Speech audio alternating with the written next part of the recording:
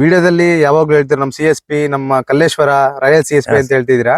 Factory ನೀವು ನೇರವಾಗಿ visit ಮಾಡಿದೀರಾ ಸರ್? ಅಲ್ಲಿ ಹೋಗ್ಬಿಟ್ಟು ನೋಡಿದೀರಾ ನೀವು ಬೇವಿನ ಪುಡಿ ಯಾವ ತರ ನಿಮಗೆ ಮ್ಯಾನುಫ್ಯಾಕ್ಚರಿಂಗ್ ಮಾಡ್ಕೊಡ್ತಾರೆ, ನಿಮಗೆ ಯಾವ ತರ ಪ್ರಿಪೇರ್ ಮಾಡ್ಕೊಡ್ತಾರೆ ಅಂತ ನೋಡಿದೀರಾ ಸರ್ ರಿಯಲ್ ಆಗಿ ನೀವು? ನಮಗೆ ಲಾಸ್ ಇಲ್ಲ. ಈಗ ಬೇರೆ ಬೆಳೆಗಿಂತ ಅಯ್ಯೋ ನನಗೆ ಆಪಾದನೆಗಳು ಸಾಕಷ್ಟು ನನ್ನ ತುಂಬಾ ಇಟ್ಕೊಂಡು ನಮ್ಮ ಮನೆಯವರಿಗೆಲ್ಲ ಹೇಳಿ ನಮ್ಮ ಮಕ್ಳಿಗೂ ಸಹ ಹೇಳಿದ್ರು ನಮ್ಮವರು. ಎಲ್ಲರಿಗೂ ನಮಸ್ಕಾರ.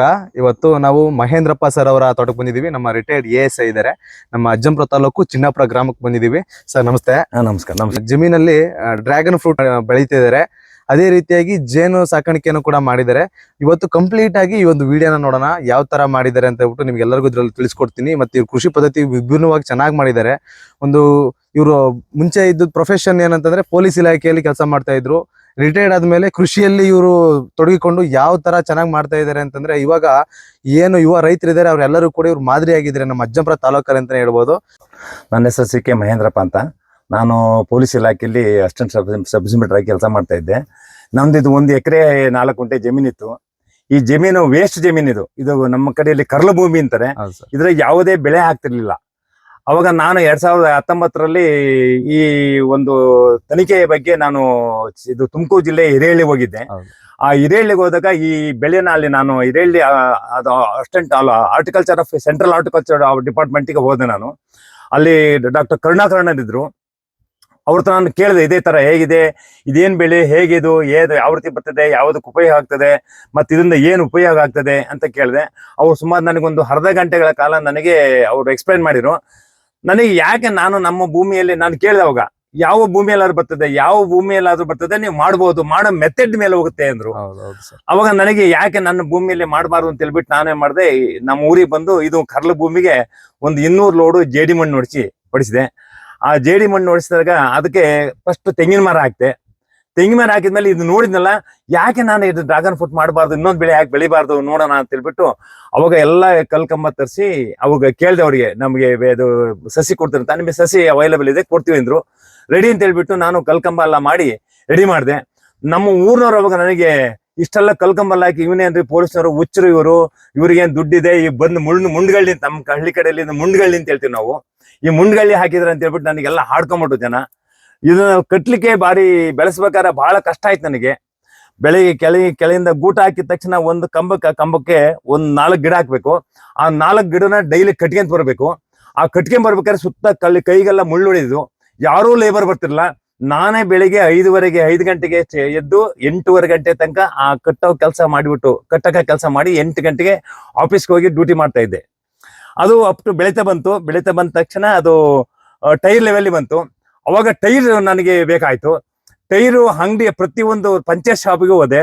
ಪ್ರತಿ ಪಂಚಾಯತ್ ಶಾಪಲ್ಲಿ ಒಂದೊಂದು 30 ರೂಪಾಯಿ 40 ರೂಪಾಯಿ ನಂಗೆ ಒಂದು 500 ಟೈರ್ನ ತಂದೆ. ಅದು 2 ವೀಲರ್ ಟೈರ್ ತಂದ್ಬಿಟ್ಟು ಅದಕ್ಕೆ ಮತ್ತೆ ಕಬ್ಬಣ ಬೇಕು. ಅದಕ್ಕೆ ಮತ್ತೆ ಒಂದು 5 ಕ್ವಿಂಟಲ್ 6 ಕ್ವಿಂಟಲ್ ಕಬ್ಬಣ ತಂದೆ. ಅದನ್ನ ಬಾರ್ ಬೆಂಡಿಂಗ್ ಅಲ್ಲಿ ಕರ್ಸಿ ಅದನ್ನ ಯು ಶೇಪ್ ಅಲ್ಲಿ ಕಬ್ಬಣ ಕಟ್ ಮಾಡಿಸಿ ಅದನ್ನ ಕಲ್ಲಿನ ತುದಿ ಮೇಲೆ ಹಾಕಿ ಅದಕ್ಕೆ ಟೈರ್ ಹಾಕಿ ಟೈರಿಗೆ ಬಿಗಿದೆ. ಆ ಬಿಗಿದ ನಂತರ ಆ ಟೈರಿನ ಸಂದಿಲಾಸಿ ಈ ಡ್ರ್ಯಾಗನ್ ಇದು ಬೆಳೆ ಬೆಳೀತಾ ಬರ್ತದೆ. ಆಮೇಲೆ ಎಲ್ಲ ಸ್ಪ್ರೆಡ್ ಆಗ್ತಾ ಬಂತು. ಮೊದಲನೇ ವರ್ಷ ನನಗೆ 2020ರಲ್ಲಿ ಒಂದು 2, 3, 4 ಕ್ವಿಂಟಲ್ ಬಂದಿತ್ತು. ಅವಾಗ ನಾನು 1 ಕ್ವಿಂಟಲ್ಗೆ 72,000 ರೂಪಾಯಿಗೆ ಮಾರಾಟ ಮಾಡಿದೆ. ಇದು ನನಗೆ ಟೋಟಲ್ ಎಕ್ಸ್ಪೆನ್ಸ್ ಅವಾಗ ನನಗೆ 2019ರಲ್ಲಿ ನನಗೆ 2020ರಲ್ಲಿ ನನಗೆ ಟೋಟಲಿ 3.5 ಇಂದ 4 ಲಕ್ಷ ಖರ್ಚು ಬಂದಿತ್ತು. ನಾನು ಕೆಲಸ ಮಾಡಿ ಖರ್ಚು ಬಂತು. ಆಮೇಲೆ ಮೊದಲನೇ ವರ್ಷ ಇಲ್ಲ, 2ನೇ ವರ್ಷ ನನಗೆ 6 ಟನ್ನು ಬೆಳೆ ಬಂತು. 1 ಟನ್ನಿಗೆ ನನಗೆ ಕನಿಷ್ಠ ಅಂದ್ರೆ ಅವರೇಜ್ ಲೆಕ್ಕದ್ರೆ 150ರಿಂದ 200 ರೂಪಾಯಿ ತನಕ ಮಾರಿದೆ. 8 ರಿಂದ 9 ಲಕ್ಷ ಆದಾಯ ಬಂತು. 3ನೇ ವರ್ಷ ಮತ್ತೆ ರೇಟ್ ಒಂದು ಸ್ವಲ್ಪ ಕಡಿಮೆ ಆಯ್ತು. 175ರಿಂದ 125ವರೆಗೆ ಬಂತು. ಆ ವರ್ಷ ಒಂದು 8 ಟನ್ ಆಯ್ತು. 4ನೇ ವರ್ಷ ಇನ್ನೂ ಕಡಿಮೆ ಆಯ್ತು. 100 ರಿಂದ 150 ರೂಪಾಯಿ ಬಂತು. ಆ ವರ್ಷ ಒಂದು 8 ಟನ್ ಆಯ್ತು. 5ನೇ ವರ್ಷ ಮತ್ತೆ ಇನ್ನೂ ಕಡಿಮೆ ಆಯ್ತು. 100 ಒಳಗಡೆ ಬಂತು ರೇಟು. ಅಂದ್ರೆ ಯಾಕೆ 100 ಒಳಗಡೆ ಬಂತು ಅಂದ್ರೆ, ಈ ನನ್ನ ಬೆಳೆ ನೋಡ್ಬಿಟ್ಟು ಸುಮಾರು ಜನಗಳು ಅದನ್ನ ಬೆಳೆನ ಹಾಕ್ಬಿಟ್ರು. ನಾವು 2020ನೇ ನಾವು ಇಡೀ ಜಿಲ್ಲೆಯಲ್ಲೇ 3 ಜನ ಇದ್ದು. ಡ್ರ್ಯಾಗನ್ ಫ್ರೂಟ್ ಚಿಕ್ಕಮಗಳೂರು ಜಿಲ್ಲೆಗೆ 3 ಜನ ಇದ್ದು. ನಾವು 3 ಜನ ಬಿಟ್ರೆ ಬೇರೆ ಯಾರು ಇಲ್ಲ. ಎಲ್ಲಾರು ನನ್ನ ಬಂದು ನೋಡ್ಕೊಂಡು ಹೋದ್ರು. ಎಲ್ಲಾರು ಪೊಲೀಸ್ ಸಬ್ ಇನ್ಸ್ಪೆಕ್ಟರ್ ಮಾಡಿದ್ರಂತೆ ಅಂತ ಎಲ್ಲಾರು ಬಂದು ನೋಡ್ಕೊಂಡು ಹೋಗಿ ಎಲ್ಲಾ ಮಾಡಿದ್ರು. ಅವಾಗ ನಾವು ಇಲ್ಲಿಂದ ಬಾಕ್ಸ್ ಮಾಡಿ ನಾವು ಮಾರ್ಕೆಟಿಂಗ್ ತಾಪತ್ರೆ ಆಗ್ಬಿಡ್ತು. ಮಾರ್ಕೆಟಿಂಗ್ ತಾಪತ್ರೆ ಆದಾಗ ಉಸ್ಕೂರ್ ಮಾರ್ಕೆಟ್ ಬೆಂಗಳೂರಿಗೆ ಹೋಗಕ್ಕಾಯ್ತು. ಈ ಹಣ್ಣಿನ ಪರಿಚಯ ಯಾರಿಗೂ ಇರ್ಲಿಲ್ಲ, ಇನ್ಕ್ಲೂಡಿಂಗ್ ನನಗೂ ಹಣ್ಣಿನ ಪರಿಚಯ ಇರ್ಲಿಲ್ಲ. ಹೌದು. ಅದು ಬರೀ ಮುಳ್ಳು, ಹಾ. ಕಟ್ ಮಾಡ್ಬೇಕಾದ್ರೆ ಮುಳ್ಳಿನಲ್ಲೇ ನಾವು ಜೀವನ ಇರೋದು ಪೂರ್ತಿ. ಹೌದು ಸರ್. ಅಷ್ಟು ಇದು ಲೇಬರ್ ಸಿಕ್ತಿರ್ಲಿಲ್ಲ. ಲೇಬರ್ ಸಿಕ್ಕಿಲ್ದ್ರೆ 1 to ಡಬಲ್ ಲೇಬರ್ ಕೇಳ್ತಿದ್ರು. ಹೌದು ಸರ್. 100 ರೂಪಾಯಿ ಕೇಳಿದ್ರು 200 ರೂಪಾಯಿ ಕೇಳಿದ್ರು. ನಾನೇ ಕಟಿಂಗ್ ಮಾಡ್ತಾ ಇದ್ದೆ, ನಾನೇ ಹಣ್ಣು ಕಟ್ ಮಾಡ್ತಾ ಇದ್ದೆ, ನಾನೇ ಬಾಕ್ಸ್ ಮಾಡ್ತಾ ಇದ್ದೆ. ಬಾಕ್ಸ್ ಮಾಡಿ ಅವಾಗ ಕೊರೋನಾ ಬಂದಿತ್ತು, ನಮ್ಮ ಮಕ್ಕಳು ಇಬ್ರು ಇಂಜಿನಿಯರ್ ಇದ್ರು, ಇಬ್ರು ವರ್ಕ್ ಫ್ರಮ್ ಹೋಮ್ ಇತ್ತು. ಎವ್ರಿ ಡೇ ಪ್ರತಿ 2 ದಿವಸಕ್ಕೊಂದ್ಸರಿ ಬೆಳಿಗ್ಗೆ 1 ಗಂಟೆಗೆ ಇಲ್ಲಿಂದ ಸ್ಟಾರ್ಟ್ ಮಾಡಿ ಬೆಳಿಗ್ಗೆ 10 ಗಂಟೆಗೆ ಉಸ್ಕೂರಿಗೆ ಹೋಗ್ತಿದ್ವಿ, ಅನ್ಲೋಡ್ ಮಾಡಿ ವಾಪಸ್ ಮನೆ ಬರ್ತಿದ್ವಿ. ಅವ ಮತ್ತೆ ಆನ್ ಡ್ಯೂಟಿಗೆ ಬರೋರು, ನಾನು ಮತ್ತೆ ಹಗಲು ಬಂದು ಮತ್ತೆ ಹಣ್ಣು ಕಟ್ ಮಾಡಿ ಪ್ಯಾಕ್ ಮಾಡ್ತಿದ್ದೆ. ಇಷ್ಟು ಇದ್ರದ್ದು ಇದು. ಅನಂತರ horticulture assistant director of horticulture ಇವರು ನಮ್ಮ ತೋಟಕ್ಕೆ ವಿಸಿಟ್ ಕೊಟ್ರು. ಒಂದು ಬ್ಯಾಚ್ 2-3 ಬ್ಯಾಚ್ ಬಂದಿತ್ತು. ಬಂದ್ಬಿಟ್ಟು ನನ್ನ ಬೆಳೆ ನೋಡಿ ನನ್ನನ್ನ ಖುಷಿ ಪಟ್ರು, ಬಹಳ ಸಂತೋಷ ಪಟ್ರು. ನನ್ನನ್ನ ಇಲ್ಲಿಂದ ನಮ್ಮ ಜಿಲ್ಲೆಯಲ್ಲಿ ನನ್ನ ಒಬ್ಬನ್ನೇ ಇಲ್ಲಿಂದ ಸೆಲೆಕ್ಷನ್ ಮಾಡಿ GKVK ನನಗೆ ತರಬೇತಿ ಕಲಿಸಿರು. 1 ವರ್ಷ ಈ 2024ರಲ್ಲಿ ನನಗೆ GKVK ತರಬೇತಿ ಕಲಿಸಿರು. ನಾನು ತರಬೇತಿ ಮಾಡ್ಕೊಂಬಂದೆ. ತರಬೇತಿಗೆ ಹೋದಾಗ ನನ್ನ ಈ ಡ್ರಾಗನ್ ಫ್ರೂಟಿಗೆ ಜೇನು ಹುಳ ಎಷ್ಟು ಅವಶ್ಯಕತೆ ಇದೆ, ಜೇನು ಹುಳ ರೈತನಿಗೆ ಎಷ್ಟು ಮಿತ್ರ, ಜೇನು ಹುಳ ಇಲ್ಲದೆ ನಾವು ರೈತರು ಬದುಕಕ್ಕೆ ಸಾಧ್ಯನೇ ಇಲ್ಲ ಎಂಬುದ್ರ ಬಗ್ಗೆ ನನಗೆ ಅಲ್ಲಿ ಬಹಳ ಅರಿವಾಯ್ತು. ನಾನು ಆ ಜೇನು ಹುಳದ ಬಗ್ಗೆ ಪ್ರತಿಯೊಬ್ಬ ರೈತನಿಗೂ ಜೇನನ್ನ ಯಾವುದೇ ಕಾರಣಕ್ಕೂ ಸುಡಬೇಡಿ, ಜೇನನ್ನ ಸಾಕಿ, ಜೇನಿಂದ ನಾವು ರೈತರು ಬದುಕ್ತೀವಿ, ಜೇನೇ ನಮಗೆ ಅನ್ನದಾತ. ನಾವೆಂಗೆ ರೈತರು ದೇಶಕ್ಕೆ ಅನ್ನದಾತರು, ಜೇನು ನಮ್ಮ ರೈತನಿಗೆ ಅನ್ನದಾತ. ಅದು ಯಾವುದೇ ಕಾರಣಕ್ಕೆ ಇದು ಮಾಡ್ಬಾರ್ದು ಅಂತ ಹೇಳ್ಬಿಟ್ಟು ನಾನು 2 ಜೇನು ಪೆಟ್ಟಿಗೆನೂ ಸಹ ತಂದಿದ್ದೀನಿ. ಅದನ್ನು ಪ್ರತಿ ವರ್ಷ ಮಾಡ್ತೀನಿ. ಆ ಜೇನು ಹುಳಿಂದ ನನ್ನ ಫಸಲು ತುಂಬಾ ಲಾಭದಾಯಕ ಆಗಿದೆ. ನನ್ನ 1 ಎಕರೆಯಲ್ಲಿ ನಾನು 1 ವರ್ಷಕ್ಕೆ ಇವಾಗ 5 ಲಕ್ಷ ಆದಾಯ ತೆಗಿತೀನಿ. ಮೊದಲನೇ ವರ್ಷ 8 ರಿಂದ 9 ಲಕ್ಷ ತೆಗೆದಿದ್ದೆ. ಅವಾಗ ಮಾರ್ಕೆಟಿಂಗ್ ಚೆನ್ನಾಗಿತ್ತು. ಇವಾಗ ಮಾರ್ಕೆಟಿಂಗ್ ಡೌನ್ ಆಗಿದೆ, ಸಿಕ್ಕಾಪಟ್ಟೆ ಬೆಳೆ ಬಂದಿದೆ. ನಂದು ಇದು ಒಂದು ಈಲ್ಡ್ ಏನಾಗಿದೆಪ್ಪ ಅಂದ್ರೆ, ಇದು ನಮ್ದು ರೆಡ್ ಮಿಶ್ ಕಲರ್ ನಮ್ದು. ಇದು ಹೆಚ್ಚಿನ ದಿವಸ ಬಾಳಿಕೆ ಬರ್ತದೆ. ಇದು ಸಿಪ್ಪೆ ದಪ್ಪ. ಇನ್ನೊಂದು ಬರ್ತದೆ ಇಲ್ಲಿ ಭೂತಾನ್ ಇದರಿಂದ ತೈವಾನಿಂದ ಬರ್ತದೆ, ಅದು ತೆಳು ಸಿಪ್ಪೆ. ಅದು ಹೆಚ್ಚಿಗೆ ದಿವಸ ಬಾಳಿಕೆ ಬರೋದಿಲ್ಲ. ಹಂಗಾಗಿ ಈ ರೆಡ್ ಇದಕ್ಕೆ ಹೆಚ್ಚಿಗೆ ಅಪೇಕ್ಷೆ ಪಡ್ತಾರೆ. ನನಗೆ ಆಮೇಲೆ ಡಾಕ್ಟರ್ಗೆ ನಾನು ಸಜೆಷನ್ ತಗೊಂಡಿದ್ದೆ. ನಮ್ಮ ಡಾಕ್ಟರ್ಗಳು ಭೇಟಿ ಮಾಡಿದೆ. Shivamogga McGann hospital, Tarikere government hospital, Ajjampura government hospital, ಮತ್ತೆ ಇದು ಕಡೂರು ಹಾಸ್ಪಿಟಲ್ಗೆ ಹೋಗಿ ಡಾಕ್ಟರ್ಗಳಿಗೆ ನಾನು ಈ ಹಣ್ಣು ತಗೊಂಡೋಗಿ ಪರಿಚಯ ಮಾಡ್ಕೊಂಡೆ. ಆ ಹಣ್ಣನ್ನ ಅವರು ಇದೆಲ್ಲ ಮಾಡಿ, ಈ ಹಣ್ಣು ನಂಬರ್ 1 ಅದು files complaint, sugar, BP, cancer ಇಷ್ಟಕ್ಕೆ ಬಹಳ. ಆಮೇಲೆ ಇದು ಹಿಮೋಗ್ಲೋಬಿನ್, ಕೆಂಪು ರಕ್ತ ಕಣಗಳಿಗೆ ಬಹಳ ಅತ್ಯುತ್ತಮವಾದ ಹಣ್ಣು ಅಂತ ಎಲ್ಲ ಡಾಕ್ಟರ್ಸು ಎಲ್ಲಾ ರೋಗಿಗಳಿಗೂ ಇದನ್ನ ಸಜೆಷನ್ ಮಾಡಿದ್ರು. ಹಾಗಾಗಿ ಈಗ ನಮ್ಮ ಹಣ್ಣು ಇಲ್ಲಿ ಲೋಕಲ್ ಅಲ್ಲೂ ಸಹ ಚೆನ್ನಾಗಿ ಓಡ್ತಾ ಇದೆ. ಈಗ ಈ ವರ್ಷ ಏನಾಗಿದೆ ಅಂದ್ರೆ ರೇಟ್ ಕಡಿಮೆ ಆಗಿದೆ. ಲಾಸ್ಟ್ ಇಯರ್ ರೇಟ್ ಕಡಿಮೆ ಆಗಿದೆ. ಇದು ನಮ್ಮದು. ಮತ್ತೆ ಇದಕ್ಕೆ ಮೊದಲೇ ಸ್ಟಾರ್ಟ್ ಮಾಡ್ಬೇಕಾದ್ರೆ ಸ್ವಲ್ಪ ಆರ್ಥಿಕವಾಗಿ ಚೆನ್ನಾಗಿರ್ಬೇಕು ರೈತ. ಇವಾಗ ನಾನು ಈ ಒಂದು ಬೆಳೆ ಮಾಡ್ತೀನಿ ಅಂದ್ರೆ 7 ಲಕ್ಷ ಬೇಕು. 7 ಲಕ್ಷ ಹಾಕ್ಬೇಕು ಅಂದ್ರೆ ಒಂದು ಕಲ್ಕಂಬಿಗೆ 350 ರೂಪಾಯಿ, ಅದನ್ನ ಡಿಗ್ಗಿಂಗ್ ಮಾಡಿ ಊತ ಹಾಕ್ಲಿಕ್ಕೆ 100 ರೂಪಾಯಿ, ಒಂದು ಟೈರ್ 100 ರೂಪಾಯಿ, 150 ರೂಪಾಯಿ ಕಬ್ಬಣ ಬೇಕು. ಸಸಿ 4 ಸಸಿ ಹಾಕ್ಬೇಕು, 4 ಸಸಿಗೆ 150 ರೂಪಾಯಿ ಬೇಕು. ಆಮೇಲೆ ಅದು ಸುತ್ತ ಮಣ್ಣು ಹಾಕ್ಬೇಕು, ಗೊಬ್ಬರ ಹಾಕ್ಬೇಕು, ಆಮೇಲೆ ಡ್ರಿಪ್ ಇರಿಗೇಷನ್ ಮಾಡ್ಬೇಕು, ಬೋರ್ವೆಲ್ ಬೇಕು. ಇಷ್ಟು ಮಾಡ್ತೀವಿ ಅಂತ ಮಾಡ್ತೀವಿ ಅಂದ್ರೆ ನಮಗೆ 7 ಲಕ್ಷ ರೂಪಾಯಿ ಬೇಕು. ಇಷ್ಟು ಎಕ್ಸ್ಪೆನ್ಸ್ ನಂದು ಅಂದ್ರೆ ಬೋರ್ವೆಲ್ ಇತ್ತು, ಡ್ರಿಪ್ ಇರಿಗೇಷನ್ ಇರಲಿಲ್ಲ. ನಾನು ಅವಾಗ ನನಗೆ ಅಷ್ಟು 3.5 ಲಕ್ಷ ಅವಾಗ ಕಡಿಮೆ ಆಗಿದೆ. ಇಷ್ಟಿದು. ಮತ್ತೆ ನಾವು ಯಾವುದೇ ಕಾರಣಕ್ಕೂ ಈ ಬೆಳೆನ ಬೆಳೆಯವನು ಲೇಬರ್ ಮೇಲೆ ನೆಚ್ಕೊಂಡು ಯಾವುದೇ ಕಾರಣಕ್ಕೂ ಮಾಡಬಾರ್ದು. ನಾನು ಸ್ವಂತ ಮಾಡ್ತೀನಿ ಅನ್ನೋ ಧೈರ್ಯ ಇದ್ರೆ, ಕೆಪಾಸಿಟಿ ಇದ್ರೆ ಮಾತ್ರ ಅದನ್ನ ಬೆಳೆನ ಮಾಡ್ಬೇಕಾಗ್ತದೆ. ಯಾಕೆಂದ್ರೆ ಇದು ಪ್ರತಿಯೊಂದು ಮುಳ್ಳು, ಪ್ರತಿಯೊಂದು ಇಂಚು, ಒಂದು ಅರ್ಧ ಇಂಚಿಗೂ ಮುಳ್ಳಿದು. ಈ ಮುಳ್ಳು ಮುರಿಯೋದಿಲ್ಲ, ಚುಚ್ಚಿರೆ ನೋವು ಸಿಕ್ಕಾಪಟ್ಟೆ ಆಗ್ತದೆ. ಆದ್ರೆ ಅದಕ್ಕೆ ಲೇಬರ್ 1 ದಿವಸ ಬಂದ್ರೆ ಇನ್ನೊಂದ್ ದಿವಸ ಮತ್ತೆ ಯಾವುದೇ ಕಾರಣಕ್ಕೂ ಬರೋದಿಲ್ಲ. ನಾಳೆ ಹೆಂಗಪ್ಪ ನಾನು ಚುಚ್ಚು ಬರ್ತೇನೆ. ನಮ್ ಎರಡೂ ಕೈಗಳು ನಮ್ಮ ತೂತಾಗ್ತಿದೆ ಪೂರ್ತಿ. ಇಲ್ಲಿಂದವ 2 ಕೈ ತೂತ್ಗಳೇ ನಮ್ಗೆಲ್ಲ ತೂತು ಇವೆಲ್ಲ ತೂತುಗಳಾಗಿದೆ ನೋಡಿ. ಇದೆಲ್ಲ ಅದ್ರದ್ದೇ ಕಂಪ್ಲೀಟ್. ಕಲೆಗಳೆಲ್ಲ ನೋಡಿ, ಇದೆಲ್ಲ ಅದ್ರದ್ದೇ ಪೂರ್ತಿ. ಯಾಕೆಂದ್ರೆ ನಾವು ಬಗ್ಗೆ ಕಟ್ಬೇಕು ಹಿಂಗೆ. ಆಮೇಲೆ ಹಣ್ಣು ಕೈಬೇಕು ಇದೆಲ್ಲ ಹಣ್ಣು ಅಲ್ಲಿರ್ತದೆ, ಇಲ್ಲಿ ಕೊಯ್ಬೇಕು, ಇದೆಲ್ಲ ಕಟ್ ಆಗುತ್ತೆ. ಆಮೇಲೆ ಕಟ್ ಮಾಡ್ಬೇಕು ನಾವು ಗಿಡ ನೋಡಿ, ಅದು ಕಟ್ ಮಾಡ್ಬೇಕು. ಈಗ ಅದು ಕಟ್ ಮಾಡ್ಬೇಕಾದ್ರೆ ತಲೆಗೆ ಹೊಡಿತಿದೆ. ಇಷ್ಟು ನಮಗೆ ಟೆನ್ಷನ್ ಆಗ್ತದೆ. ಆ ಟೆನ್ಷನ್ ಮಾಡಿದ್ರೆ ಈ ಬೆಳೆ ಬೆಳೆಯಕ್ಕಾಗಲ್ಲ. ಹಾಗಾಗಿ ನಾವು ಕೃತಕ ನಾನು ಮಾಡ್ತೀನಿ ಅನ್ನಂಗಿದ್ರೆ ಈ ಬೆಳೆನ ಬೆಳಿಬಹುದು. ಒಳ್ಳೆ ಅತ್ಯುತ್ತಮವಾದ ಬೆಳೆ. ಮತ್ತೆ ರೋಗನೂ ಬರ್ತದೆ. ರೋಗ ನಮ್ಮ 12 ವರ್ಷ ರೋಗ ಇರ್ಲಿಲ್ಲ. ಈಗ ರೋಗ ಬರ್ತದೆ ಅದಕ್ಕೆ. ಈಗ ನೋಡಿ ಇದು ಈ ವೈಟ್ ಇದೆಲ್ಲ ಇದು ಹೌದು ಸರ್. ಇದು ಕೊಯ್ಲಿನ್ ಅಂತ ಹೇಳ್ಬಿಟ್ಟು ವೈಟ್ ಸುಣ್ಣದ ಪುಡಿ ಇದು. ಹೌದು ಸರ್. ವೈಟ್ ಸುಣ್ಣದ ಪುಡಿ ಇದು. ಇದನ್ನ 2 ಸರಿ ಸ್ಪ್ರೇ ಮಾಡ್ತೀವಿ ಬೇಸಿಗೆನಲ್ಲಿ, ಅಂದ್ರೆ ಅದಕ್ಕೆ ರೋಗ ಬೀಳಬಾರ್ದು ಅಂತ ಹೇಳ್ಬಿಟ್ಟು. ಮತ್ತೆ ಇನ್ನು ಕೆಲವು ಟೈಮಲ್ಲಿ ಔಷಧಿ ಹಾಕ್ತಿವಿ. ಎಷ್ಟು ಮಾಡ್ತೀವಿ. ಗೊಬ್ಬರ ನಾವು ಕೆಂಪು ಗೊಬ್ಬರ ಹಾಕಿದ್ವಿ. ಈ ಹೋದ ವರ್ಷ ನಾನು ನಮ್ಮ ಇಲ್ಲಿ ಕಾಟಿನರಲ್ಲಿ ನಮ್ಮದು ಇದು ಕಲ್ಲೇಶ್ವರ ಕಾಯರ್ ಇಂಡಸ್ಟ್ರೀಸ್ ಅಂತಿದೆ, ಅಲ್ಲಿ ಬೇವಿನ ಹಿಂಡಿ ಮತ್ತೆ ಇನ್ನೊಂದು ಗೊಬ್ಬರ ಇದೆ. ಅದನ್ನ ಪ್ರತಿ ವರ್ಷ ನಾನು 30 ಚೀಲ, ಅದು 5 ಚೀಲ ಬೇವಿನ ಹಿಂಡಿ, ಅದನ್ನ ಮಿಕ್ಸ್ ಮಾಡಿಬಿಟ್ಟು ಪ್ರತಿ ಗಿಡಕ್ಕೆ 2 kg ಹಾಕ್ತೀನಿ. ನಮಗೆ ಆ ಪ್ರತಿ ಗಿಡಕ್ಕೆ 2 kg ಹಾಕಿಂದ ನಮಗೆ ಇರುವೆಗಳ ಕಾಟ ಕಡಿಮೆ ಆಗ್ತದೆ ಒಂದು. ಆಮೇಲೆ ರೋಗ ಕಂಟ್ರೋಲ್ ಆಗ್ತದೆ. ಏನ್ ರೋಗ ಅಂದ್ರೆ ಈ ತರ ವೈಟ್ ಆಗ್ತದಲ್ಲ, ಈ ವೈಟ್ ಇಶ್ಯೂ, ಈ ರೋಗ ಸ್ವಲ್ಪ ಕಂಟ್ರೋಲ್ ಆಗ್ತದೆ. ಅದಕ್ಕೆ ಈ ರೋಗ ಕಂಟ್ರೋಲ್ ಆಗ್ತದೆ, ಅದು ಇದಾಗ್ತದೆ. ಮತ್ತೆ ನಾವು ಇಂಗ್ಲಿಷ್ ಮೆಡಿಸಿನ್ ಮಾಡ್ತೀನಿ.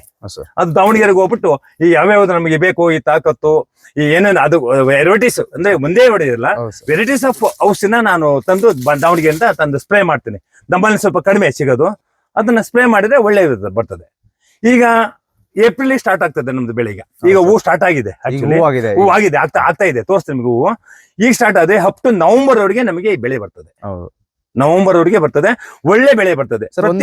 ಎಷ್ಟು ಕೆಜಿ ಬರುತ್ತೆ ಸರ್? ಒಂದು ಹಣ್ಣಿಗೆ 1 kg ವರೆಗೆ ಬರ್ತದೆ. 1 kg ನನ್ ಬಂದಿದೆ 1 kg ಬಂದಿದೆ. ನಂದು ಒಂದು ಹಣ್ಣು 1 kg ಬಂದಿದೆ. ಮೀಡಿಯಂ ಅಂದ್ರೆ ನಾನು ಒಂದು 500 ಗ್ರಾಮ್, ಅದು ಲೆವೆಲ್.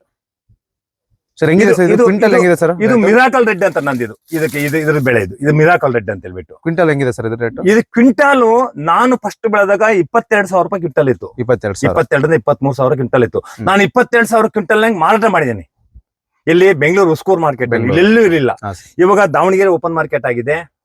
ಆಮೇಲೆ ಶಿವಮೊಗ್ಗದಲ್ಲಿ ಶಿವಮೊಗ್ಗ APMC ಒಂದು ಮಾರ್ಕೆಟ್ ಆಗಿದೆ. ಆಮೇಲೆ ಮಂಗಳೂರು ಮಂಗಳ ಮಾರ್ಕೆಟ್ ಇದೆ.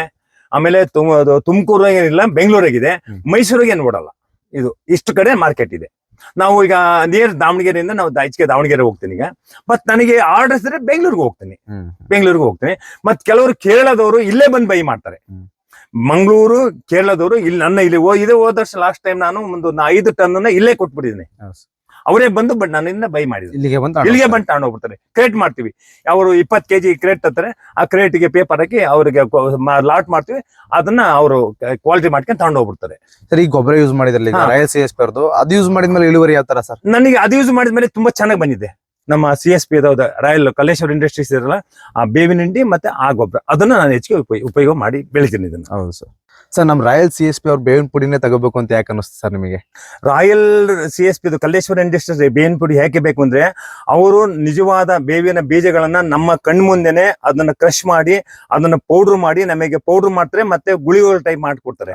ಅದನ್ನ ನಮಗೆ ಅದರಲ್ಲಿ ಗ್ಯಾರಂಟಿ ಇದೆ, ಮತ್ತೆ ನಂಬಿಕೆ ಇದೆ. ಅದನ್ನ ಹಾಕಿದ್ರೆ ನಮಗೆ ಈ ಗಿಡದಲ್ಲಿರ್ತಕ್ಕಂಥ ಕೆಲವು ರೋಗಗಳು, ಈ ವೈಟ್ ಎಲ್ಲೋ ರೋಗ ಕಡಿಮೆ ಆಗ್ತದೆ, ಇರುವೆಗಳು ಕಡಿಮೆ ಆಗ್ತದೆ. ಇದು ಎರಡರಿಂದ ನಮಗೆ ಬೇವಿನ ಪುಡಿ ಬಹಳ ಅತಿ ಮುಖ್ಯ. ಅದು ಕಲ್ಲೇಶ್ವರ ಇಂಡಸ್ಟ್ರೀಸ್ ಅಂದ್ರೆ ವೆರಿ ಇಂಪಾರ್ಟೆಂಟ್ ನಮಗೆ. ಯಾಕೆಂದ್ರೆ ಅದು ನನಗೆ ಅದ್ರಲ್ಲಿ ಯಾವುದೇ ತರ ಮಿಕ್ಸ್ ಇರೋದಿಲ್ಲ. ಒರಿಜಿನಾಲಿಟಿ ಬೇವಿನ ಪುಡಿ ಸಿಗ್ತದೆ ನಮಗೆ. ಆ ಒರಿಜಿನಾಲಿಟಿ ಬೇವಿನ ಪುಡಿ ಹಾಕ್ಲಿಕ್ಕೆ ₹1 ಕಾಸ್ಟ್ ಆರೋ ಚಿಂತೆ ಇಲ್ಲ. ನಾವು ಒರಿಜಿನಾಲಿಟಿ ಬೇವಿನ ಪುಡಿ ಹಾಕಕ್ಕೆ ನಾವು ಇಷ್ಟಪಡ್ತೀವಿ.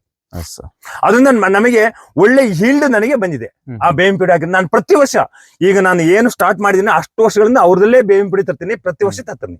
ಸರ್, ಈಗ ವಿಡಿಯೋದಲ್ಲಿ ಯಾವಾಗ್ಲೂ ಹೇಳ್ತೀರಾ ನಮ್ಮ CSP, ನಮ್ಮ ಕಲ್ಲೇಶ್ವರ ರಾಯಲ್ CSP ಅಂತ ಹೇಳ್ತಿದ್ದೀರಾ. ಫ್ಯಾಕ್ಟ್ರಿ ನೀವು ನೇರವಾಗಿ ವಿಸಿಟ್ ಮಾಡಿದೀರಾ ಸರ್? ಅಲ್ಲಿ ಹೋಗ್ಬಿಟ್ಟು ನೋಡಿದೀರಾ ನೀವು ಬೇವಿನ ಪುಡಿ ಯಾವ ತರ ನಿಮಗೆ ಮ್ಯಾನುಫ್ಯಾಕ್ಚರಿಂಗ್ ಮಾಡ್ಕೊಡ್ತಾರೆ, ನಿಮಗೆ ಯಾವ ತರ ಪ್ರಿಪೇರ್ ಮಾಡ್ಕೊಡ್ತಾರೆ ಅಂತ ನೋಡಿದಿರಾ ಸರ್ ರಿಯಲ್ ಆಗಿ ನೀವು? ಎಸ್, ನಾನು 2019-20 ಹಾಕಿದಾಗ ಅವ್ರು ಬೇವಿನ ಪುಡಿ ಮಾಡ್ತಾರೆ ಅಂತ ಅಂದಿದ್ರು. ನನಗೆ ನಂಬಿಕೆ ಇರ್ಲಿಲ್ಲ. ನಾನು ಖುದ್ದು ಅವ್ರ ಫ್ಯಾಕ್ಟ್ರಿ ಹೋಗಿ ನೋಡ್ಬಿಟ್ಟು ಆ ಪುಡಿ ಹೇಗೆ ಮ್ಯಾನುಫ್ಯಾಕ್ಚರ್ ಮಾಡ್ತಾರೆ, ಯಾವ ಕ್ರಷರ್ ಮಾಡ್ತಾರೆ, ಹೇಗೆ ಪುಡಿ ಮಾಡ್ತಾರೆ, ಹೇಗೆ ಪ್ಯಾಕ್ ಮಾಡ್ತಾರೆ ಅಂತೇಳಿ ಖುದ್ದಾಗಿ ತಂದು ಮೊದಲನೇ ವರ್ಷ ನಾ 20ನೇ ಇಸ್ವಿನಲ್ಲಿ ಫಸ್ಟ್ 4 ಬ್ಯಾಗ್ ಅಂತ ತಂದು ಹಾಕಿದೆ. ಆ 4 ಬ್ಯಾಗ್ ತಂದು ಹಾಕಿದ ತಕ್ಷಣ ನನಗೆ ಒಳ್ಳೆ ನನ್ನ ಗಿಡಗಳ ಇಂಪ್ರೂವ್ಮೆಂಟ್ ಬಂತು. ಹಾಗಾಗಿ ಪ್ರತಿ ವರ್ಷ ನಾನು ಖುದ್ದು ಅವ್ರ ಫ್ಯಾಕ್ಟ್ರಿಯಲ್ಲಿ ನಿಂತ್ಕೊಂಡಿದ್ದು, ನಾನೇ ವಿಸಿಟ್ ಮಾಡಿ ಅದು ನನ್ನ ಮುಂದೆ ಕ್ರಷರ್ ಮಾಡಿ ನನ್ನ ಮುಂದೆ ಪ್ಯಾಕ್ ಮಾಡ್ಕೊಂಡು ನಾನು ಪ್ರತಿ ವರ್ಷ ತಂದು ನನ್ನ ಗಿಡಗಳಿಗೆ ಹಾಕ್ತೀನಿ. ತುಂಬಾ ನನಗೆ ಆ ಬೇವಿನ ಪುಡಿ ಮತ್ತೆ ಅವ್ರ ಗೊಬ್ಬರದಿಂದ ತುಂಬಾ ಅನುಕೂಲ ಆಗಿದೆ. ನಾನು ಅವ್ರು ಮರಿದಿಲ್ಲ, ಅವರು ನನ್ನ ಯಾವತ್ತೂ ಮಾಡ್ತಿಲ್ಲ. ಅವರೇ ನನ್ನ ಸಜೆಷನ್ ಮಾಡಿ ಅಷ್ಟೇ ಇದಕ್ಕೆ ಹಾರ್ಟಿಕಲ್ಚರ್ ಡಿಪಾರ್ಟ್ಮೆಂಟ್ ಸೆಂಟ್ರಲ್ಗೆಲ್ಲ ಕಳಿಸಿ, ಸರ್ ಹಿಂಗಿದೆ ಈ ತರ ಮಾಡಿದಾರೆ ಅಂತದಕ್ಕೆ ಅವರೆಲ್ಲ ನಾನು ಇಡೀ ಸ್ಟಾಫ್ 35-40 ಜನ ಗೌರ್ಮೆಂಟ್ ಡಿಪಾರ್ಟ್ಮೆಂಟ್ ಸ್ಟಾಂಪ್ ಬಂದು ನನ್ನ ಸೆಲೆಕ್ಷನ್ ಮಾಡಿ GKVK ಟ್ರೈನಿಂಗ್ ಕಳಿಸಿದ್ರು. ಬೇವಿನ ಪುಡಿ ನಮ್ಮ ಬೆಳೆಗೆ ಬಹಳ ಅತ್ಯವಶ್ಯಕತೆ. ಈಗ ಬೇವಿನ ಪುಡಿ ಮತ್ತೆ ಸಾವಯವ ಗೊಬ್ಬರ ನೀವು ಯೂಸ್ ಮಾಡ್ತೀರಾ ರಾಯಲ್ CSP ಅವ್ರದ್ದು, ಯಾವ ಟೈಮ್ ಯೂಸ್ ಮಾಡ್ತೀರಾ ಸರ್? ಅದ್ ನೀವು ಏನು ಹೂ ಆಗುತ್ತಲ್ಲ ಆ ಟೈಮ್ ಯೂಸ್ ಮಾಡ್ತೀರಾ ಅಥವಾ ಹಣ್ಣು ಆಗಕ್ ಬರುತ್ತಲ್ಲ ಆ ಟೈಮ್ ಯೂಸ್ ಮಾಡ್ತೀರಾ ಸರ್? ಇಲ್ಲ, ಈಗ ಮುಂಗಾರು ಮಳೆ ಬಿತ್ತ ತಕ್ಷಣ ಆ ಗೊಬ್ಬರ ಯೂಸ್ ಮಾಡ್ತೀವಿ. ನಾನು ಈಗ ತರ್ತೀನಿ ಈಗ ಮುಂಗಾರು ಮಳೆ, ರೇವತಿ ಮಳೆ ಇದೆ, ಈ ರೇವತಿ ಮಳೆ ಒಂದ್ಸರಿ ಬಿತ್ತ ತಕ್ಷಣ ನಾನು ಆ ಗೊಬ್ಬರ ತಂದ್ಬಿಡ್ತೀನಿ. ತಂದ್ಬಿಟ್ಟು ಎಲ್ಲ ಗಿಡಗೆ ಹಾಕ್ತೀನಿ. ಅವಾಗ ಈ ತರ ಹೂ ಬರ್ತದೆ. ಇದು ಹೂವು, ಇದು ಮುಳ್ಳು. ಸರ್ ಈಗ ಅಲ್ಲ ಸರ್, ಈಗ ಮುಳ್ಳಲ್ಲಿ ಇದೆಯಲ್ಲ, ಇದು ಮುಳ್ಳು ಇದೆ, ಇಲ್ಲಿ ಪಕ್ಕದಲ್ಲಿ ಹೂವು ಇದೆ. ಹೌದು, ಆ ಮುಳ್ಳಲ್ಲೇ ಹೂವು ಆಗೋದು. ಇದೇ ಮುಳ್ಳುನ್ನ ಅದೇ ಮುಳ್ಳಲ್ಲೇ ಹೂವಾಗಿ ಪರಿವರ್ತನೆ ಆಗುತ್ತೆ. ಇದು ಹೂವು ಈಗ ಆಗಿ ಸುಮಾರು 3-4 ಡೇಸ್ ಇದೆ. ಈಗ ಇದು 3 to 4 ಡೇಸ್ ಅಷ್ಟೇ ಆಗಿದೆ. ಇದು 32 ದಿವಸಕ್ಕೆ, ಇದು 32 ದಿವಸಕ್ಕೆ ನನಗೆ ಹಣ್ಣನ್ನು ಕಟಾವು ಮಾಡ್ಲಿಕ್ಕೆ ಬರ್ತದೆ. 32 ದಿವಸಕ್ಕೆ? ಹೌದು. 15 ದಿವಸಕ್ಕೆ ಇದು ಹಣ್ಣು ಅಳ್ತದೆ. ದಪ್ಪಗೆ ಈ ಬ್ರಹ್ಮಕಮಲ ಹೂ ಬರ್ತಲ್ಲ, ಸೇಮ್ ಆ ಟೈಪ್ ಅಳ್ತದೆ. ಅದಾದ 15 ದಿವಸಕ್ಕೆ ನನಗೆ ಹಣ್ಣು ಬರ್ತದೆ. ಹಳ್ಳಿದ 30 ದಿವಸಕ್ಕೆ, ಒಟ್ಟು 45 ದಿವಸ ಬೇಕಿದ್ದಕ್ಕೆ. 45 ದಿವಸಕ್ಕೆ ಹಣ್ಣು ಸಿಗ್ತದೆ. 45 ದಿವಸಕ್ಕೆ ಬರ್ತದೆ. ನೋಡಿ ಇದೆ ನೋಡಿ, ಇಲ್ಲಿದೆ ನೋಡಿ. ಇದು ಅಷ್ಟೇ, ಇದು ಒಂದೇ ಒಂದ್ ಬಿಟ್ಟಿದೆ. ಒಂದೊಂದ್ಸರಿ ಒಂದ್ರಲ್ಲಿ 10-12 ಹಣ್ಣು ಬಿಡ್ತದೆ. ಒಂದೊಂದರಲ್ಲಿ 10-12 ನೋಡಿ. ಅದ್ರಲ್ಲಿ 3 ಬಿಟ್ಟಿದೆ, ಅದು ಒಂದು ಹೋಗಿದೆ. ಇದು ಹೋಯ್ತು, ಅದು ವೇಸ್ಟ್, ಅದು ಹೋಯ್ತು. ಅದು ಹೋಗ್ತದೆ, ಅದು ಇರೋದಿಲ್ಲ. ನೋಡಿ ಅದು ಮುಳ್ಳೆ, ಕೆಳಗಡೆ ಮುಳ್ಳಿನ ನೋಡಿ, ಅದ್ರ ಮುಳ್ಳಿದೆ ನೋಡಿ, ಅದು ಮುಳ್ಳೆ. ಅದು ಆ ಮುಳ್ಳಲ್ಲೇ ಇದು ಹಣ್ಣು ಬಿಡೋದು. ಹೌದು. 45 ದಿವಸಕ್ಕೆ ನಮಗೆ ಹಣ್ಣು ಕೊಡ್ತದೆ. ಇದು ಹೂವು ಸ್ಟಾರ್ಟ್ ಆದ 45 ಡೇಸ್. ಹೂವು ಹರಳಿ 15-30 ದಿವಸ ಬೇಕು. ಈಗ ಹಣ್ಣು ಜಾಸ್ತಿ ಬಿಡ್ತು ಅಂತಂದ್ರೆ weight ಗೆ ಬಗ್ಗಲ್ವಾ ಸರ್? ಕಿತ್ಕೊಂಡು ಬಗ್ಗಕ್ಕೆ ಅಂತೋಸ್ಕರ ನಾವು ಟೈರು ಮತ್ತೆ ನೋಡಿ ಈ ತರ ಕಬ್ಬಣ ಹಾಕಿರೋದು, ಕಬ್ಬಣ ಹಂಗ್ಲರ್ ಹಾಕಿರೋದು. ಕಬ್ಬಣ ಹಂಗ್ಲರ್ ಹಾಕಿನಿ ಕಲ್ ಮೇಲೆ ನೋಡ್ರಿ, ಅದು ಬಗ್ಗುತ್ತೆ ಅಂತ ಅದಕ್ಕೋಸ್ಕರ ಅದ್ ಹಾಕಿ ನೋಡಿ ಟೈರ್. ಇದು ಯಾಕೆ ಟೈರ್ ಉಪಯೋಗ ಮಾಡ್ತೀವಿ, ಸಿಮೆಂಟ್ ಯಾಕೆ ಉಪಯೋಗ ಮಾಡಲ್ಲ, ಕಬ್ಬಣ ಯಾಕೆ ಉಪಯೋಗ ಮಾಡಲ್ಲ ಅಂದ್ರೆ ಇದು ಹೆಚ್ಚಿಗೆ ಭಾರ, ಸುಮಾರು 1 ಕ್ವಿಂಟಲ್ ಮೇಲೆ ಬರ್ತದೆ ತೂಕ. ಇದು ಒಂದು ಗಿಡ, ಆ 1 ಕ್ವಿಂಟಲ್ ಬಂದ ತಕ್ಷಣ ಕಬ್ಬಣ ಆದ್ರೆ ಏನಾಗ್ತದೆ, ಇದು ಕಂಪ್ಲೀಟ್ ಇದು ಇದೇನಾಗ್ತದೆ, ಇಲ್ಲಿ ಭಾರ ಬಿದ್ದ ತಕ್ಷಣ ಇಲ್ಲಿ ಟೈರ್ ಆದ್ರೆ ಏನಾಗ್ತದಪ್ಪ ಅಂದ್ರೆ ಅದು ಸ್ಮೂತ್ ಇರ್ತದ, ಅದ್ರ ಮೇಲೆ ಅಗಲ ಇರ್ತದಲ್ಲ, ಆಮೇಲೆ ಕೂತ್ಕೊಂಡು ಎಷ್ಟೇ ಫ್ಲೆಕ್ಸಿಬಲ್ ಆದ್ರೂ ಅದ್ರ ಮೇಲೆ ಒಂಥರ ಈ ಕುಶನ್ ಟೈಪ್. ಅದಕ್ಕೋಸ್ಕರ ನಾವು ಟೈರ್ನ ಉಪಯೋಗ ಮಾಡ್ತೀವಿ, ಕಬ್ಬಣ ಮತ್ತೆ ಸಿಮೆಂಟ್ ಅನ್ನ ಉಪಯೋಗ ಮಾಡಲ್ಲ. ನೋಡಿ ಇಲ್ಲಿ ಹೂ ಬಿಟ್ಟಿದೆ ನೋಡಿ, ಬನ್ನಿ. ಇದು ಹೂ ಅಷ್ಟೇ, ಇದು ಅಷ್ಟೇ, ಇದು ಹೂ ಹೋಗ್ತದೆ.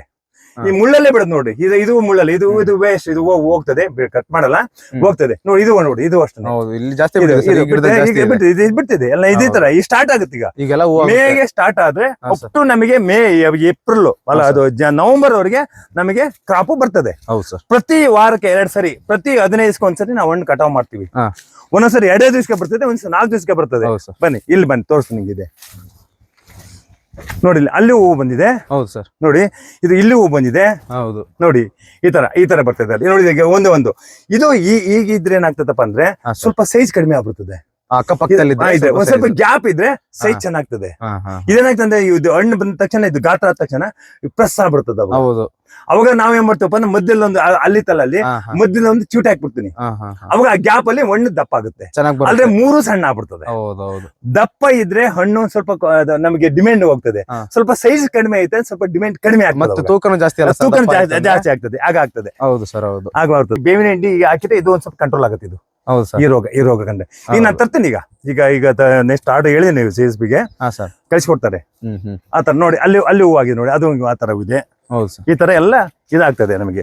ಒಂದೊಂದು ಗಿಡ ಕನಿಷ್ಠ ಅಂದ್ರೆ ಒಂದು ಗಿಡ 25-30 kg ಹಣ್ಣು ಬಿಡ್ತದೆ. ಒಂದು ಗಿಡ ಮಿನಿಮಮ್ 20 kg. ನಂದು 500 ಗಿಡ ಇದೆ. ಲೆಕ್ಕ ಹಾಕಿ ಎಷ್ಟಾಯ್ತು ಅಂತ. ಒಂದು 10 ಟನ್ ಬೇಡ, 10 ಟನ್ ಬೇಡ, 8 ಟನ್ 9 ಟನ್ ಹಣ್ಣು ಬಿದ್ದಿದೆ ಅಂದ್ರೆ ಎಲ್ಲವನ್ನೂ 20 kg ಆವರೇಜ್ ಮಾಡಕ್ ಆಗೋದಿಲ್ಲ. ಒಂದು 18 ಬೀಳ್ಬೋದು, ಒಂದು 22 ಬೀಳ್ಬೋದು, ಒಂದು 16 ಬೀಳ್ಬೋದು. ನನ್ನ ಅನಿಸಿಕೆಯಲ್ಲಿ 20 kg ಹಣ್ಣಂತೂ ನಾವು ತೆಗಿತೀವಿ, ಹೇಳ್ತಾ ಇದ್ದೀನಿ. ಪ್ರಿಯ ವೀಕ್ಷಕರೇ, ನೀವೇನ್ ನೋಡಿದ್ರಿ ಇವತ್ತು ನಮ್ಮ ಮಹೇಂದ್ರಪ್ಪ ಸರ್ ಅವರು ತೋಟಕ್ಕೆ ನಾವು ಬಂದಿದ್ವಿ. ಏನು ರಿಟೈರ್ಡ್ ASI ಅವರು ಆದ್ರೂ ಕೂಡ ಏನು ಕೃಷಿ ಮಾಡ್ತಾ ಇದಾರೆ. ಯಾಕೆ ಅಂತಂದ್ರೆ ತುಂಬಾ ಜನ ರೈತರೇ ಆಗಿರ್ಬೋದು, ಬೇರೆ ಆಗಿರ್ಬೋದು, ತುಂಬಾ ಯೋಚನೆ ಏನ್ ಮಾಡ್ತಾ ಇದ್ರೆ ಪೊಲೀಸ್ ಅವ್ರಿಗೇನು ಜಾಸ್ತಿ ದುಡ್ಡಿರುತ್ತೆ, ಅವ್ರ ದುಡ್ಡನ್ನ ತಗೊಂಡೋಗ್ಬಿಟ್ಟು ಬೇರೆ ಕಡೆ ಸೆಟ್ಲ್ ಆಗ್ಬೋದಾಗಿತ್ತು. ಬಟ್ ಅವ್ರು ಮಾಡಿದ್ದೇನಲ್ಲಿ ನಾವು ಕೃಷಿ, ಅವ್ರು ಮಾಡಿರೋ ಕೃಷಿಯಿಂದ ಬೇರೆಯವರಿಗೆ ಒಂದು ಉತ್ತೇಜನ ನೀಡಿದಂಗೆ. ಒಂದು ಯಾವಾಗ ಅಂತಂದ್ರೆ ನಮ್ಮಂತ ಯುವಕರಾಗಿರ್ಬೋದು, ಬೇರೆ ಬೆಳೀತಿರೋಂತ ರೈತರಾಗಿರ್ಬೋದು, ಎಲ್ಲರಿಗೂ ಕೂಡ ಒಂದು ಹುಮ್ಮಸ್ಸನ್ನ ಕೊಟ್ಟಂಗೆ. ಅವ್ರ ಪ್ರೊಫೆಷನ್ ಪೊಲೀಸ್ ಆಗಿರ್ಬೋದು, ಮಾಡಿದ್ದು ರೈತರ ಕೆಲಸ. ಸೊ ಹಾಗಾಗಿ ನೀವು ಕೂಡ ಈ ಒಂದು ಏನ್ ನಮ್ಮ ಅಜ್ಜಂಪುರ ತಾಲೂಕು ನಮ್ಮ ಚಿನ್ನಪುರ ಗ್ರಾಮ ಇದೆ, ನಮ್ಮ ಮಹೇಂದ್ರಪ್ಪ ಸರ್ ಅವರು ಇದ್ದಾರೆ. ತುಂಬಾ ಅವ್ರು ಎಲ್ಲರಿಗೂ ಕೂಡ ಇಲ್ಲಿ ಗೊತ್ತಿರೋಂತ ಪರ್ಸನ್ ಆಗಿರೋದ್ರಿಂದ ಅವ್ರ ತೋಟಕ್ಕೆ ನೀವು ಕೂಡ ವಿಸಿಟ್ ಮಾಡಿ, ಯಾವ ತರ ಅವ್ರು ಬೆಳೆ ಬೆಳೆದಿದ್ರೆ ಅಂತ ನೀವು ನೋಡ್ಬೋದು. ತುಂಬಾ ಚೆನ್ನಾಗಿದೆ, ತುಂಬಾ ಚೆನ್ನಾಗಿ ಡೀಟೇಲ್ ಆಗಿ ತಿಳಿಸ್ಕೊಡ್ತಾರೆ. ಒಂದು ಹೂವಿಂದ ಹಿಡಿದ್ಬಿಟ್ಟು ಯಾವ ತರ ಹಣ್ಣಾಗುತ್ತೆ, ಕಾಯಿ ಆಗುತ್ತೆ, ಯಾವ ತರ ಕೊಯ್ಬೇಕು, ಅದಕ್ಕೆ ಔಷಧಿ ಯಾವ ತರ ಹೊಡಿಬೇಕು, ನಾವು ಟ್ರ್ಯಾಕ್ಟರ್ ಯಾವ ತರ ಓಡಿಸ್ತೀವಿ, ನೀರ್ ಎಷ್ಟು ದಿವಸಕ್ಕೆ ಬಿಡ್ತೀವಿ ಅಂತ ಹೇಳ್ಬಿಟ್ಟು ಪ್ರತಿಯೊಂದು ಹೇಳಿದ್ದಾರೆ. ನಿಮ್ಮ ಸಪೋರ್ಟ್ ನಮಗೆ ತುಂಬಾನೇ ಮುಖ್ಯ ಆಗಿರುತ್ತೆ. ಎಲ್ಲರೂ ಕೂಡ ಧನ್ಯವಾದಗಳು.